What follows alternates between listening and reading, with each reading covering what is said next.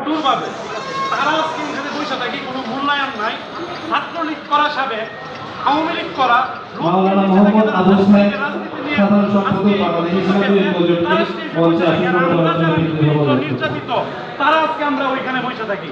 মদনের পক্ষ থেকে কাকে এখানে তোলা হয়েছে আমরা জানি না ভাই, কেন এরকম বৈষম্য কেন? আচ্ছা আমাদের কোনো প্রতিনিধি এখানে না। আচ্ছা প্রোগ্রামটা করি আমাদের আর আমাদের এখানে আমাদের কেউ নাই। আমরা যারা নেতৃত্ব দিচ্ছি চুলায় গেছে, হ্যাঁ আঙ্কেল তো আছে আমার, উনি আমার বাবার সাথে রাজনীতি করতেন, উনি আমাকে পারিবারিকভাবেই ছিলেন। না না, এটা আমাদের অস্তিত্বে লাগতেছে। জুলাই আগস্ট করলে মদন শুরু করছে নেত্রকোনা জেলা, মদন তাই উৎপত্তি হয়েছে। নেত্রকোনা কেউ আগে আসবে না। আচ্ছা প্রোগ্রামটা করি আমরা। হ্যাঁ কিন্তু আমাদের এগুলো আত্মায় লাগতেছে, ইকোতে লাগতেছে, এটা বারবার এটা হচ্ছে।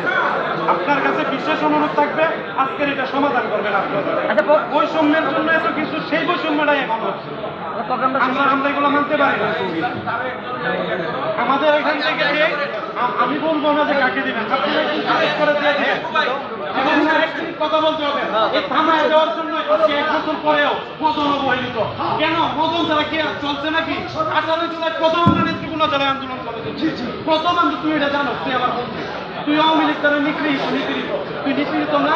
তোর শহরে ঢুকতে দিতে, আমার জীবনে ঢুকতে দিতে, আমার জীবনে শহরে ঢুকতে দেয়। প্রোগ্রামটা করি।